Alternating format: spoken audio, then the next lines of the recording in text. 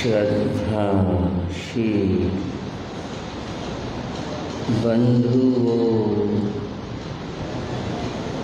एवं श्रद्धाशील बालक, अभी आप हमारे श्री वसंत मुनि जी से प्रेम की बात सुन रहे। इसका प्रतिपक्षी क्रोध, जहाँ प्रेम है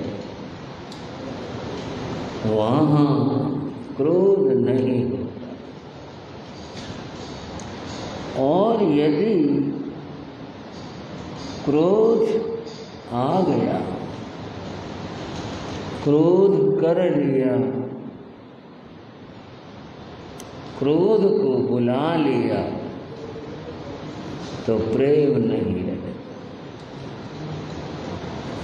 बड़ी सुंदर अच्छी चर्चा। छोटे संतों की विनय है, भक्ति है कि गुरु आए तो अब आप कृपा, ऐसा भाव बात को पूरी कर लूँ। ये इनके लिए बहुत आशीर्वाद, बहुत आशीर्वाद। बंधुओं, आज हमारे यहाँ प्रशांत विहार में 3 जप चल रहे, आचार हैं, और भी खुशी की बात बताएं। नमोकार महामंत्र के आज 12 घंटे के 4 जाप चल रहे, बहुत अच्छा लगता, खुशी होती। धर्म स्थान हो या घर गृहस्थी का आवास हो, एक बार भी नमोकार बोला जाए, सारे परमाणु शुभ हो जाते, कण कण शुभ हो जाता। गृहस्थी एक अगरबत्ती जलाता है, मेरी कोई प्रेरणा नहीं, मैं तो बात समझा, सारे घर में सुगंध फैल जाती। उस एक अगरबत्ती का इतना प्रभाव, सारा घर खुशबू से भर गया।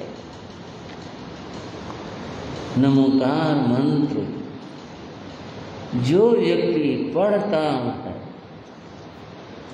उसका अंतर भी उस अदृश्य खुशबू से भर जाता। कोई भाई प्रश्न कर सकता है, हमें तो ऐसा कभी लगा नहीं, हम तो रोज ही पढ़ते हैं। ये बात मैं बल देकर कहूँगा, नमोकार का जाप हो या और किसी धार्मिक स्तोत्र पाठ का जाप हो, व्यक्ति अगर ठीक ढंग से करता रहे,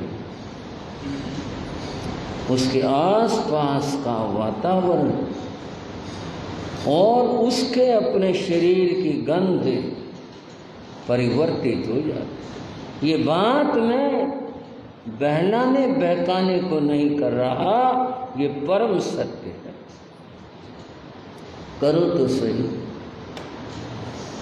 ढंग से कहने का तात्पर्य यह है एकाग्रता के साथ में, मन के साथ में, यूं नहीं कि माला हाथ में है और निगरानी पूरे घर की, कौन आया गया, घर में क्या हो रहा है, यूं नहीं। पूरे घर तन्मयता भावना से करो। कुछ दिनों के बाद आप खुद महसूस कर सकते। मैं जाप की बात कह रहा था, मुझे बहुत खुशी है जो परिवार जाप कर रहे हैं उन सबको आशीर्वाद। हर रोज जो जाप करते हैं होता है जिनका, बारी बारी से सबके लिए आशीर्वाद। और मेरा मन जिससे और भी ज़्यादा खुश है, श्रावक लोग आपस में मिलकर कर लेते। कुछ ऐसा नहीं आज तो हमारी बारी, हम ही करेंगे, आओ जी भाई आप भी करो, आप भी बैठो, हम भी बैठो। कितनी अच्छी बात और सुंदर बात। बंधुओं, ये शुभ मनोभावनाएं हमारी आत्मा को, हमारे अंतर को पवित्र करती, और ये बढ़ती रहें ऐसी शुभ भावनाएं, तो कर्म निर्जरा होती रहेगी, आत्मा हल्की होती रहेगी, और यूं जीवन ऊपर उठता रहेगा। हमारी चर्चा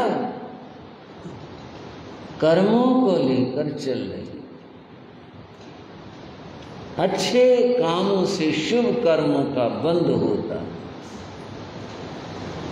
बुरे कामों से अशुभ कर्मों का बंध होता है।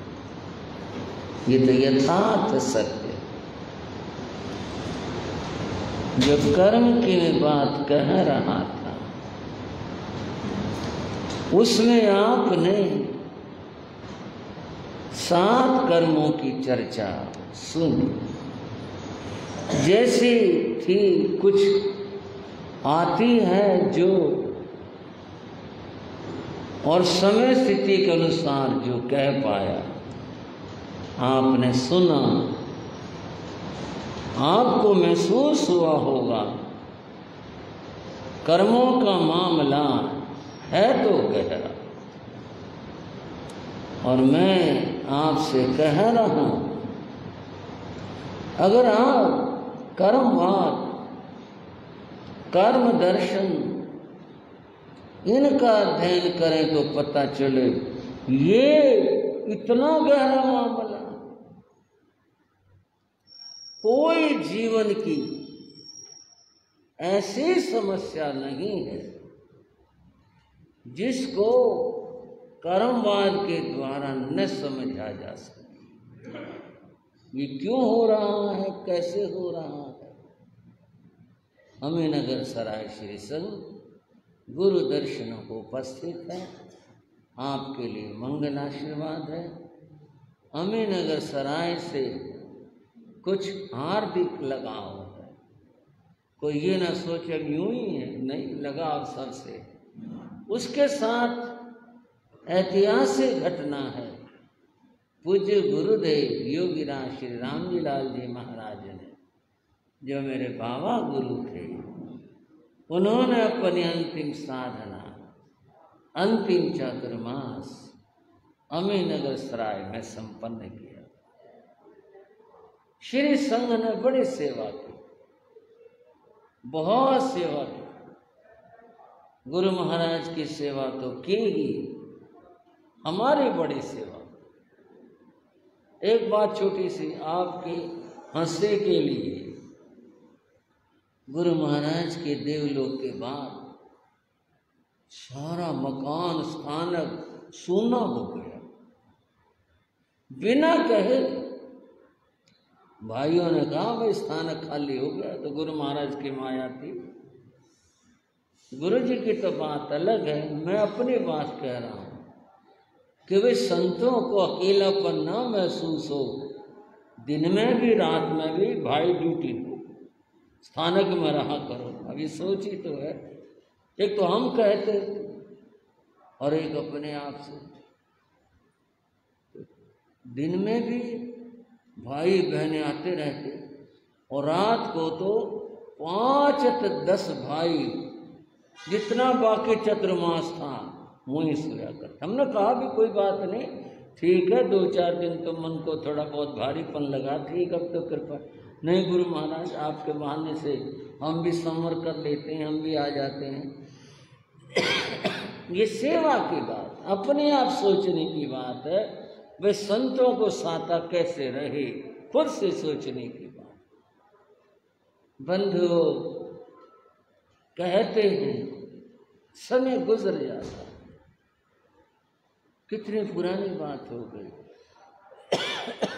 सन 1967 उसमें गुरुदेव का देवलोक हुआ था, वो चतुर्मास था। और आज 2022 है, कितना समय हो, समय गुजर जाता है और बात याद रह जाती। आज भी वो बात, जब भी मैं सराय वालों को देखता हूँ, इनकी सेवा और भक्ति याद आ जाती है। मैंने कहा देखो कितना ध्यान रखा था समाज ने, कितना ख्याल रखा था। ख्याल सभी समाजें रखती हैं। मेरा सबके लिए पूरा पूरा भावों से आशीर्वाद है, पर वो घटना है इसलिए मैंने आपको सुना। बंधुओं, बात मैं कर्मों की कर रहा था और ये कह रहा था कोई ऐसी जीवन की घटना नहीं है जिसका समाधान इन 8 कर्मों में न हो। ये तो एक ऐसा विचित्र मामला है, जाल है, हर बात यहाँ फंसी हुई है, इसमें है, यहाँ है। और क्या बताऊं आपको, कोई तो बात हो यूं कह दे, आज मेरी और श्री उत्तम कृष्ण की बात हुई, बोले कर्मवाद आपने सुनाया, इन्होंने कहा ठीक है, परंतु जीवन में जो घटनाएं घटती हैं वो किस कर्म से घटती हैं, अगर ये भी बताएं तो और ज्यादा अच्छा हो। बस बात लंबी हो जाएगी। एक बात आपसे कह रहा हूं, ऐसा ना सोचना मैं इतना बड़ा ज्ञानी, मैं सब कुछ बता दूंगा। कुछ थोड़ी बात हो सकता है मेरे उपयोग में और मेरे पढ़ने में आई हो, मेरे ध्यान में आई हो, मैं बताने की कोशिश कर सकता हूँ। कोई भी प्रश्न हो कि जी ये किस कर्म से हुआ, क्यों कर हुआ, ये सारी जितनी बातें हैं ये इन 8 कर्मों के अंतर्गत आती। मौका हुआ तो उनकी चर्चा कराएंगे कि वे कैसे कैसे। आज हम बात कर रहे हैं अंतराय कर्म, किसके भाइयों, अंतराय कर्म। अंतराय कर्म क्या है?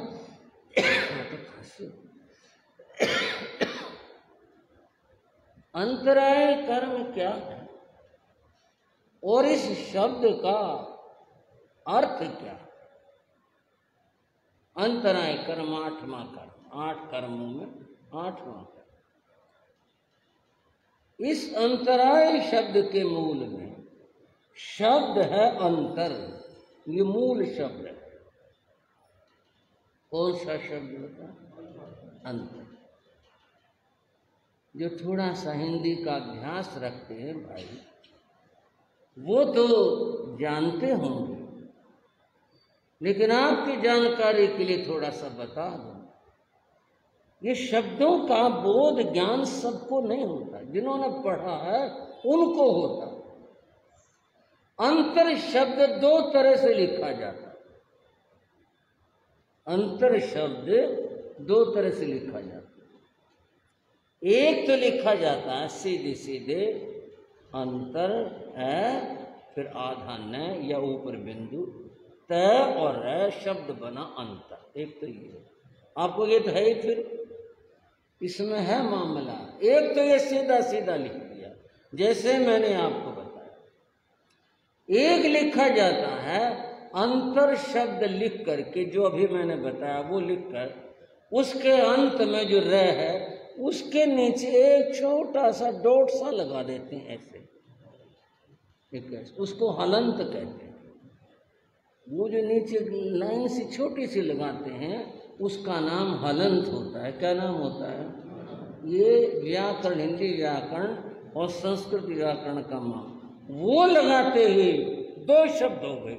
एक अंतर वो जिसके र के नीचे कुछ नहीं लगा, एक अंतर वो जिसके नीचे थोड़ा सा डॉट लगा, दोनों का अर्थ बदल गया। पहले वाला जो अंतर है उसका अर्थ होता है फासला, भेद, बाधा, ये अंतर होते हैं, ये अर्थ होते हैं उसके। और जो दूसरे वाला अंतर लिखा, इसके नीचे रह के नीचे छोटा सा कुछ लगाया, उसका अर्थ होता है कहीं पर आत्मा और कहीं पर मन। जैसे मेरे अंतर में एक बात आती है, ये मन लगाने की जरूरत नहीं, मेरे अंतर में एक बात आती है, इसका अर्थ है मेरे मन में एक बात आती है। वो रह के नीचे जरा सा लगाते ही अर्थ मन हो जाता है। वो ना लगाओ तो अंतर का अर्थ फासला होता है। उसको और स्पष्ट कर लें, इसमें और इसमें इतना अंतर है, फासला होगा ना।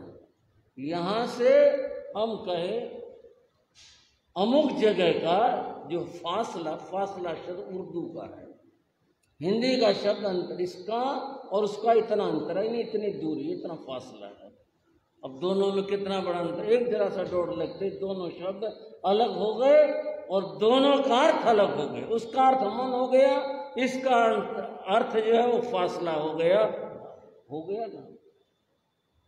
ये जो लिपि होती है इसमें छोटे छोटे चिन्हों का बड़ा महत्व होता है, परंतु आजकल जिस तरह का चल रहा पढ़ाई का वो ना समझाया जाता और ना आज का बच्चा समझता इस बात को। कई बार क्या है, आप देखना, आनंद लेने के लिए कह रहा हूँ, लिखा हुआ शत शत नमन शत शत वंदन, और पता नहीं क्या शौक है, शत शत लिखेंगे और तय के नीचे वो डॉट सा लगा देंगे। पता आपको, तय के नीचे डॉट लगाते ही शत के माने 100 होते हैं, वो डॉट लगाते नीचे जरा सा, उसका अर्थ ही नहीं रहता, कुछ नहीं, लगा दिया शौक में, लगा दो भैया, कैसे भी कर दो और अच्छा लगेगा, कोई फालतू लग जाएगा, उसका अर्थ ही नहीं रहता। लिखे जाओ, कुछ करे, जिसको पता है वो जान दे लो, सत्यानाश कर दिया। वंदन वंदन रहेगा, शब्द जो 100 बार वंदन हम कहना चाह रहे थे वो जरा सा लगा और खत्म हो गया, शत ही खत्म हो गया।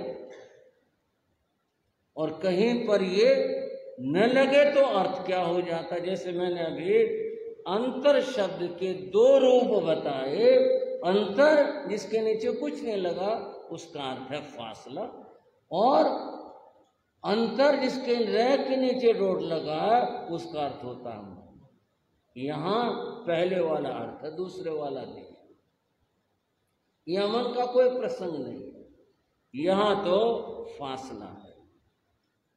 अब ये फासला कैसे है, इसको मैं आपको एक उदाहरण के द्वारा बता रहा हूं समझने के लिए।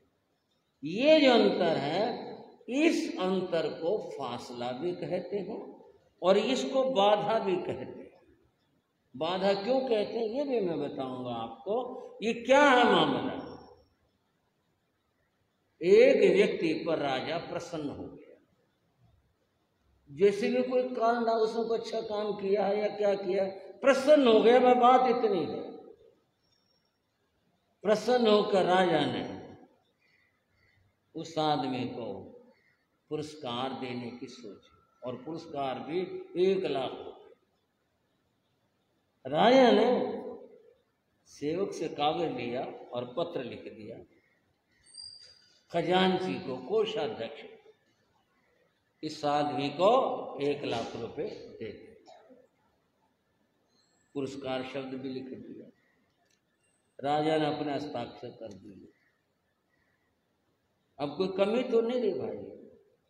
₹1,00,000 का पुरस्कार राजा ने चिट्ठी दे दी, राजा की चिट्ठी, राजा का पत्र, ते थैली भर के दे दे चिट्ठी, तो फर्क क्या रहेगा? कैशियर के नाम लिख दिया, फर्क किस बात का है? वो तो जो पत्र है पत्र नहीं है, और ₹1,00,000 की थैली है तो छोटी चीज है। राजा का हस्ताक्षर, जो जाना खजाने में चले जाओ, इनाम ले जाओ। पर उसने भी लिया, बड़ा खुश हुआ, बहुत खुश हुआ, इतना इनाम मिल गया। हंसे खुशी में वह है खजाने पहुंचा, कोषाध्यक्ष मिला, उसको पत्र दे दिया। अब अंतराय कर्म शुरू होता है। यहां से अंतराय कर्म का उदय था। अंतराय कर्म का उदय का मतलब कि उसमें लाभ में बाधा थी, इसको लाभ अंतराय कहते हैं। क्या कहते हैं इसको? बोलना जी जरा, क्या कहते हैं? लाभ में बाधा, लाभ मिलने में फासला। ये जो मिलना है ना, इसमें रुकावट है, बाधा है, फासला है। खजांची कैशियर ने देखा, बोल क्या काम कर दिया इसने ₹1,00,000 का। राजा है, दिमाग है, दीदी ₹1,00,000 का इंतजाम दे दो, इसका इतना बड़ा इनाम। किसी कहते ना ईर्ष्या होना, जलन होना, लेकिन उसमें इतनी ताकत नहीं है, वो मना कर दे मैं नहीं देता, ये ताकत नहीं उसमें। राजा के हस्ताक्षर वाला पत्र है और वो मना कर दे, उसमें कहां से ताकत आ गई? इतनी सवाल ही पैदा नहीं होता। पर अंतराय कर्म ने अपना काम दिखाया। भाई आपको बधाई, बहुत बहुत, आपको इतना बड़ा इनाम महाराज ने दिया है, ₹1,00,000 का इनाम मिला आपको, बहुत अच्छी बात है, लेकिन अब तो कैश बंद हो चुका, कल मिलेगा। बताओ जी, मैंने तो नहीं करा उसे, राजा की चिट्ठी से इनकार तो नहीं कर सकता मैं नहीं दे रहा, कोई बात है। लेकिन अंतराय कैसे उदय में आया? वे कैश बंद हो चुका। आप बैंकों में भी तो ये होता है, जितने बजे टाइम होता है इसके बाद कैश का काम नहीं होता, और काम होते हैं, बोले वो इस समय तो कैश का काम बंद हो गया। वो भी कुछ नहीं कर सकता, वो भी कुछ नहीं कर सकता, क्योंकि कैश बंद हो गया। तो वो आदमी भी ठीक है, ये राजाज्ञा है तो वो भी राजाज्ञा, इतने बजे तक काम होगा बैंक का, खजाने का, कल आ जाना। अच्छा जी, लेके ना अपना चुपचाप पत्र नहीं उठाए फिर जाओ। आज तो नहीं मिले उसको पैसे, ये अंतराय कर्म था, आज नहीं, लाभ नहीं होना था, घर ले गया। अगले दिन खुशी खुशी सवेरे पहुंचा, गया, उसने भी देख लिया आ गया ये, तो वैर कह लो या मन कह लो, भाई साहब बैठ जाओ, अभी कैश जमा हो रहा है, आप बैठ जाओ। कुछ जमा वाले चलते रहे और चलते रहे, जब उसकी बारी आए, बोले भाई कैश इस समय इतना है नहीं, ₹1,00,000 का, तो आधे चाहे तो ले। बोले आधे क्यों ले जाऊँ, मैं पूरे लेके जाऊँगा।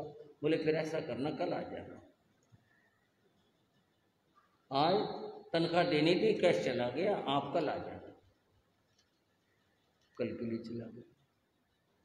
अगले दिन बैंक के खजाने की छुट्टी पड़ गई, लिए रहो चिट्ठी। अगले दिन क्या हो गया, छुट्टी पड़ गई। 15 अगस्त की छुट्टी होगी, कोई भी छुट्टी होगी, अगले दिन छुट्टी होगी। उसको ध्यान भी नहीं था छुट्टी हो, अपना पत्र लेकर के वहां पहुंचा, पता चला आज तो खजाना बंद है। बंद हो, कटवा दिए 3 दिन चक्कर। किस बात का नाम के? कोई पत्र में कमी हो, किसी बात में, खजाने में पैसे ना हो, कोई बात हो, कोई कहीं किसी बात में त्रुटि हो, पर एक बात है, अपने लाभ अंतराय कर्म का उदय है। ये अंतराय 5 तरह की होती है: ज्ञान अंतराय, दान अंतराय, लाभ अंतराय, भोग अंतराय, उपभोग अंतराय और वीर्य अंतराय। ये अंतराय है। 3 दिन चक्कर कटवा दी, और चौथे दिन भी कह नहीं सकते कि मिला नहीं मिला, उस दिन क्या बात होगी। बंद हो, इसका नाम अंतराय है। मिलता हुआ लाभ, मिलने वाला लाभ जो उसके जेब में है, मिलना चाहिए, को मना नहीं कर सकता उसको, लेकिन अपने अंतराय कर्म होता है, लाभ नहीं मिलता। दैनिक जीवन के क्रम की बात और इसी तरह की समझ लो, समझाने के लिए। काम चल रहा था साइट के ऊपर, कोई मकान बन रहा था या कोई और काम था, मजदूर लगे हुए थे, ठेकेदार ने मजदूर लगाए थे।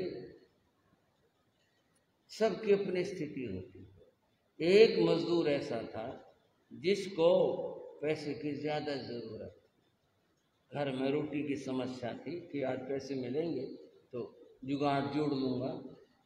काम किया उसने, शाम हुई, जब पैसों की बारी आई पता चला ठेकेदार ने 4 बजे छुट्टी करके चला गया, तनख्वाह कल मिलेगी।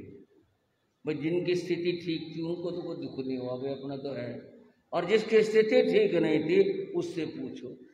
सारे दिन मेहनत करी, मजदूरी करी, उसका तो कोई दोष नहीं है, भाई कहीं कमी रही हो कुछ हो, ठेकेदार चला गया। बताओ, ये अंतराय है। मिलने चाहिए थे शाम को पैसे, पैसे मिलते तो उसने अपना कुछ जो भी कुछ करना था काम घर में वो करना था, रह गया। बंधुओं सुझाव ये दे रहा हूं, आपको नहीं, कॉमन बात, सामान्य बात कह रहा हूं। कभी भी किसी के लाभ में कभी बात मत करो। जिसका जो हक है, जो मिलना है, अपने कोशिश हो ले भाई, तेरे पैसे ही रख, नहीं तो अपना भी कर्म बनता है, उसकी आत्मा दुखती। पता नहीं कौन किस स्थिति में था, क्या बात थी, और ठेकेदार बिना पैसे दिए अपने 4 बजे निकल गया। बात भाई ठेकेदार है, मालिक है, काम पड़ गया उसको, कुछ भी कह सकता है वो। और वो मजदूर बेचारे, वो बेचारे जरूरतमंद हैं, और वो बेचारे दुखी, क्या करें। इसको लाभ अंतराय यूं होता है। अंतराय का अब और अर्थ आपको बताता है। व्यक्ति पुरुषार्थ करता है, व्यक्ति पुरुषार्थ करता है, पुरुषार्थ का फल उसे मिलना चाहिए। इस पुरुषार्थ और फल के बीच में जो फासला और बाधा है उसका नाम अंतराय का, ये बीच में बन जाता है, ये लाभ होने नहीं देता। जो पुरुषार्थ का फल मिलना चाहिए था वह मिल नहीं पाता और आदमी रह जाता। अंतराय कर्म बड़ा भयंकर कर्म है, भयंकर सारे हैं, भला कोई नहीं। लेकिन इस अंतराय कर्म की आपने बात को समझा, किस तरह से आदमी को उसके पुरुषार्थ का, मेहनत का फल देने के अंदर बीच में दीवार बन जाता, कोई न कोई बहाना बना करके, कुछ न कुछ करके फल नहीं मिलता। ये अंतराय कर्म है। अंतराय कर्म के कितने सारे रूप हैं। व्यापार से जुड़ा है, घर से जुड़ा है। एक और बात, जैसे हम कहते हैं भाई दैनिक जीवन के प्रश्न, बनते बनते काम रुक जाता है। कई लोग कहते हैं काम बन जाना था, पर पता नहीं हमारा तो भाग कैसा, काम बनते बनते रुक जाते हैं, काम अटक जाते हैं, पता नहीं क्या बात है। बात इसकी अंतराय कर्म, अंतराय कर्म आ जाता है बीच में, उसका उदय है कर्म का, इसलिए काम बनने नहीं देता, रुकावट बन करके खड़ा हो जाता है। दुनिया दुख मानती है, दुखी होती है, होती रहो। अंतराय कर्म है। कर्म कार्य की सिद्धि नहीं होने देता है। बंधुओं, इतना भयंकर और खतरनाक यह कर्म है। उससे कुछ उलट पुलट क्या करते हैं अंतराय कर्म, कुछ नहीं पता होता, कैसे से क्या हो जाता। एक और कहानी ध्यान आ रही। 2 फकीर शब्द कहते आप समझ गए होंगे कि किस परिवेश के थे, किस फकीर। दोनों साथ मिल करके मांगने निकलते थे। घूमते फिरते वे लखनऊ चले। अब कहानी में लखनऊ ही लिखा, कानपुर तो है नहीं, लखनऊ चले। लखनऊ में उस समय एक बादशाह का नाम था, राज था, उसका नाम सिराजुद्दौला था। और सिराजुद्दौला खैरात बांटता था, यानी दान देता। लोग आते थे मांगने वाले, वो देता था, चाहे जिसको जैसा मन हुआ उसको दे दिया। उन दोनों फकीरों ने सलाह करे, चलो भाई बादशाह के मांगेंगे आज से, देखते हैं क्या मिलता है। चलो भाई, दोनों पहुंचे। एक फकीर ने, जिसे लोग नारा लगाते हैं, नारा तो क्या कहें, मतलब उसने अरदास लगाई।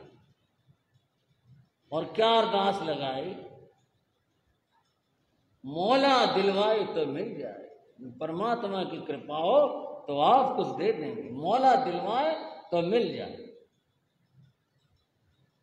सिराजुद्दौला को ये बात पसंद नहीं आई। बोले जब उसने ही दिलवाना, जब उस पर ले लेते, उसने ही दिलवाना है तो मेरे पास काहे को आए, ये उसके मन में आया। फिर भी चलो आया है, उसने 2 पैसे उठाए और उसको दे दिए, जाओ। उसने माथे को लगाए, भाई जो किस्मत हो मिल गई, चलो मौला दिलवाए तो मिल जाए। मैं मौला परमात्मा की यही कृपा हो यार, 2 पैसे की वो लेकर के चलता हूँ। दूसरे ने नारा लगाया, कहा जिसको न दे मौला उसको दे सिराजुद्दौला। परमात्मा भी जिसको नहीं देता उसको सिराजुद्दौला दे। अब भाइयों, इससे तो खुश हो गया, तारीफ हो गई। तारीफ हो जाए तो फिर क्या हो, बड़ा खुश हुआ कि परमात्मा जिसको न दे उसको सिराजुद्दौला देता। उसने अपने नौकर से कुछ कान में कहा और कहा, ये अंदर जाओ, एक खरबूजे को थोड़ा सा काट करके उसमें 2 अशरफी रख दो और उसको बंद करके मेरे पास ले आओ। उसने ये दिखाने के लिए सिराजुद्दौला में कितनी बड़ी ताकत, वो ले आए, जाके बादशाह को दे दिया। बादशाह ने कहा लो ये ले जाओ, वो दे दिया। बादशाह के सामने कौन बोले, जो दे दिया तो ठीक, खरबूजा दे दिया, चलो माथे को लगाया, उसने चल पड़ा। दोनों बाहर मिले, बोले तुझे क्या मिला? बोले कुछ नहीं मिला, ये खरबूजा उठाकर पकड़ा दिया, बताओ। बोले भाई ऐसा ही है, मेरे को 2 पैसे दे दिए। बोले क्या कर लो? बोले हाँ भाई। बोले मैं तो खाना भी खा लिया था, बताओ ये खरबूजा। वो बोले एक बात है, अगर तुझे खरबूजा बेचना हो तो मेरे को बेच ले, 2 पैसे ले ले, 2 पैसे का आता हो और 2 पैसे ले ले तो, और मेरे को भूख लगी है, मैंने खाना है। बोले ले ले ले, पैसे मेरे को दे दे। उसने पैसे उसको दे दिए, उसने उसको खरबूजा दे दिया। दोनों चले गए अपने अपने ठिकाने। वहां जाकर के उसने खरबूजा खोला, 2 अशरफी निकली, तो भाग भाग हो गया, आनंदित हो गया। 2 अशरफी निकली, उसको खरबूजा मिला, खरबूजे के बदले उसने 2 पैसे ले लिए। कुछ नहीं, वो क्यों बताने लगा भाई मेरे 2 अशरफी निकली हैं खरबूजे में से? कुछ नहीं। एक बार कहीं राह चलते पर वो सवारी पर था बादशाह, कैसे वो जिसको खरबूजा दिया था वो फकीर मिल गया और बादशाह ने पहचान लिया। पहचानते उसको कहा, अरे फकीर इधर आओ, हमने तुझको खरबूजा दिया था, याद है? बोले हाँ जी, आपने इनायत फरमाई थी, दिया था, खरबूजा दिया था। तुमने क्या किया खरबूजे का? क्योंकि बादशाह को ये था भाई 2 अशरफी, अशरफी सोने की होती है, 2 अशरफी किसी को मिल जाए, उसका तो बाना रंग ढंग सारे कुछ उस जमाने में बहुत थी, सब कुछ बदल गया होगा, लेकिन ये वही फटे हाल था। फकीर ऐसे से बोले क्या किया तुमने? वो घबरा गया, बोले भी क्या बताऊं, अगर यूं कहूं मैंने खा लिया तो पता नहीं क्या पूछ ले, ये कड़वा था, मीठा था, क्या था, कैसे था, और मैं यूं कहूं मैंने बेच दिया डर गया। बोले सच सच बताओ। बोले बोलो क्या क्या किया तुमने उसका? बोला जी मैंने बेच दिया। बेच दिया? कितने में बेचा? वो जो दूसरा फकीर था ना जी, उसने 2 पैसे में खरीद लिया। बोले तुमने दे दिया खरबूजा? बोला हाँ जी मैंने दे दिया, माफ करो मैंने खरबूजा दे दिया। जाओ। बादशाह को उस दिन समझ में आया, मौला दिलवाए तो मिल जाए। परमात्मा ने दिलवाया तो बोलो इनाम इसको दिया और पहुंचा किसको? उसको। और उसने कहा था जिसको न दे मौला उसे दे सिराजो दौला लो, दे दो। 2 शर्फ इसने दी थे और पहुंचे किसके? दी किसके? ये बड़ा खेल हो गया। आप कहेंगे ये कैसे हो गया जी, क्यों कर हो गया, किसने कर दिया? परमात्मा ने किया, देवता ने किया, किसने किया? जैन धर्म का उत्तर है कर्म ने किया। जिसको अंतराय थी उसे नहीं मिला, जिसको लाभ अंतराय टूटा हुआ था उसको मिला। बताओ, मिला उसको और गया उसको। ये इस कर्म के बड़े विचित्र खेल। हर रोज ये काम करता रहता लोगों के साथ में। इसी तरह से ये हानि लाभ कार्य में रुकावट बातें जितने जीवन में घटित होती हैं ये अंतराय कर्म करता रहता है। और फिर अंत में बात कहूँगा, हमारे जीवन का कोई ऐसा प्रश्न नहीं है, चाहे हम उसे न लगा सके ये अलग बात होगी, लेकिन ऐसा कोई प्रश्न है नहीं जो कि इन 8 कर्मों के अंतर्गत न आता हो और उसका समाधान न होता हो।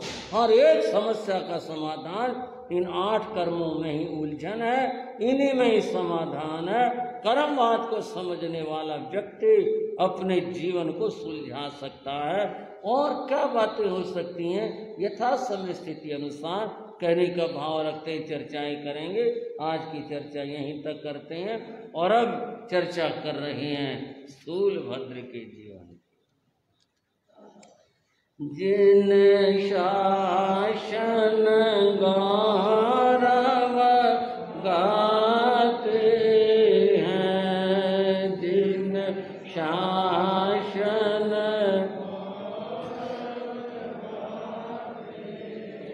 निज जीवन सफल बनाते हैं, निज जीवन सफल बनाते हैं, जिन शासन गौरव गाते हैं, जिन शासन गौरव। बंधु, चर्चा स्थूलभद्र मुनि के जीवन की चल रही। जहां तक हम सुना चुके हैं वो तो यह है कि वे आचार्य पद को शोभायमान कर रहे। थोड़ा सा पीछे चलेंगे, वो मुनि कैसे बने ये भी आपने सुना था कि वो कोशा के यहाँ से आकर के गुरु चरणों में पहुंच करके मुनि बनते हैं। चातुर्मासों की घटनाएं भी आपने सुनी से। अब हम उनके पूरे जीवन गृहस्थ जीवन की बात करते हैं। उन्हें वैराग्य कैसे हुआ, उस वैराग्य घटना में आपने एक टुकड़ा ये सुना कि संगीत के आकर्षण से वे कोशा के यहाँ चले और वहाँ उनका ऐसा मन उलझा कि वो घर नहीं लौटे। वो बस वहीं रहे थे। पिता ने बहुत कोशिश की, माँ ने कोशिश की, बहनों ने कोशिश की। बहनें कोशा से लड़कर भी आई, तो न हमारा भाई बहका लिया, उस पर क्यों असर हो गया। स्थूलभद्र बस वहीं रहते रहे, घर आए नहीं। अब घर गृहस्थी के काम ठीक है, हर आदमी का महत्व होता है और आदमी को इस बात का अहंकार भी होता है, मैं चला रहा हूं, मेरे बिना कैसे हो सकता है, मैं करने वाला हूं। पर बुरा नहीं मानना, सच्चाई है, किसी के बिना कोई काम अटकता नहीं। ठीक है, सुख दुख माने जाते हैं, भोगे जाते हैं, पर दुनिया की गाड़ी और काम चलते रहे। वो वहां रह गया, थोड़े दिन दुख माना, पिता ने मुंह मोड़ लिया, नहीं आता तो क्या कर। अब सारा ध्यान उन्होंने छोटे बेटे श्रीयक के ऊपर देना शुरू किया, उसको योग्य बनाना शुरू किया, ताकि समय आने पर इसको मंत्री बनाया जा सके। क्योंकि इनके यहाँ मंत्री पद पुश्तैनी चला रहा। इस सब में घटना हुई जो एक कथा को नया मोड़ दे। घटना ये हुई, वररुचि नाम का एक ब्राह्मण युवा था, वह काशी पढ़ रहा था। काशी उस युग में शिक्षा का केंद्र था।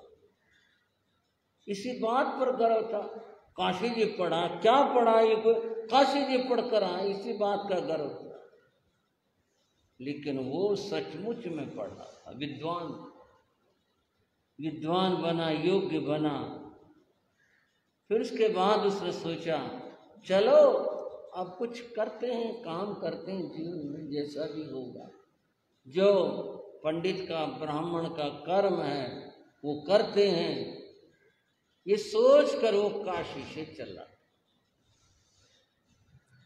उसने पाटलिपुत्र की बातें सुनी, वहाँ का वैभव, राजा के बारे में, तो सोचा चलो वहाँ चलते हैं, सेठों की नगरी है, वहाँ पर ही कुछ मिलेगा, ऐसी जगह चलते। वो विद्वान पाटलिपुत्र आकर पहले तो उसने सारा निरीक्षण किया, सारा मामला कैसे क्या है, घूम फिर के देखा। फिर उसने राजा के बारे में सुना कि राजा इनाम देते हैं, पुरस्कार देते हैं,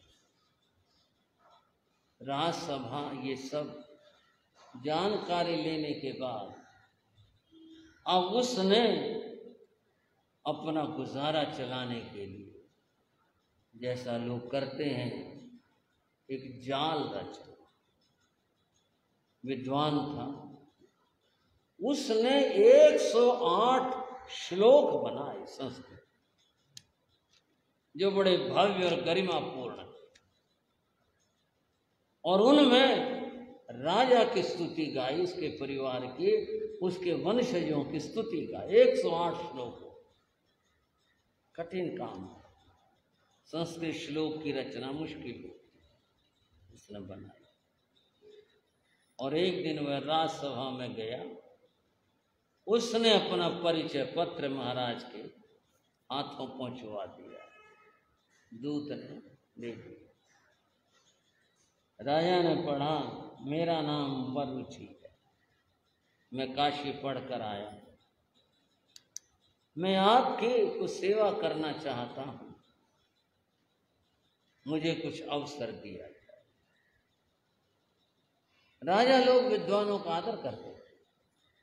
मैं काशी से पढ़कर आया, बड़ा विद्वान है, आदेश दिया, ले आओ, ले आए उसे, यथोचित आसन दे दिया, गद्दी, बैठ गए। जो एक कार्यवाही थी वो चली। कुछ समय उस कार्यवाही में ऐसा भी था कि बाहर से जो कोई नया व्यक्ति आता, कोई कलाकार आता, उसको थोड़ा समय दिया जाता। आज समय उस नए आए व्यक्ति विद्वान को दिया गया और वो खड़ा हो गया और खड़ा होकर के उसने जो 108 श्लोक गाए और राजा की स्तुति की, उसके पूर्वजों की स्तुति की। 108 श्लोक जब उसने पूरे किए, चारों तरफ संस्कृत निष्ठ विद्वान भी थे वहां, सबने वाह वाह वाह, सबने खूब से जो व्यवहार होता, ताली बजाना, वाह वाह करना, ये सब कुछ हुआ। राजा भी बड़ा प्रसन्न। अपनी प्रशंसा किसको प्रिय नहीं होती। उसने अपनी प्रशंसा, अपने बड़े बुजुर्गों की प्रशंसा सुनी थी। इतने सुंदर इसने श्लोक रचे हैं और कितना इसमें भाव भरा है। राजा खुश हो गया। खुश होकर राजा ने उसको 108 अक्षर के पुरस्कार मिले। 108 श्लोक सुनाए, 108 अशर्फी सोने की पुरस्कार में दे दो। धन्य धन्य हो गया। उसने तो जी विद्वान था, आशु कवि था, और श्लोक बना दिए, महाराज का धन्यवाद कर दिया।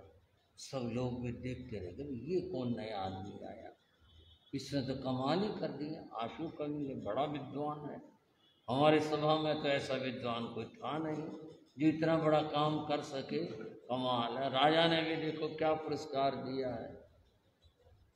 जाते हुए महाराज ने कहा, विद्वान तुम्हारे लिए राज्यसभा की यह जो स्थान है, ये जो कुर्सी आसन है, तुम्हारे लिए ये सुनिश्चित।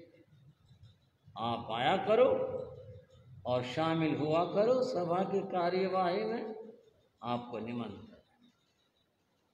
आनंद हो गया, और क्या चाहिए। राजसभा में जगह मिल गई, इतना बड़ा पुरस्कार मिल गया, आनंदित होकर वो लौट गए। चलो, सबने तारीफ की। दूसरे दिन फिर सभा लगनी थी, लगी। राजा ने पूछा, किसी ने कुछ कहना है? उसने हाथ खड़ा कर दिया। आज फिर उसने 108 श्लोक संस्कृत के बना करके प्रस्तुत कर दिया।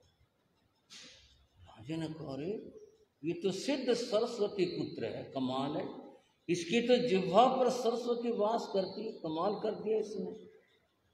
प्रशंसा हुई, सबने की, और 108 अक्षर थे। फिर राजा ने दे दिया। आनंद हो।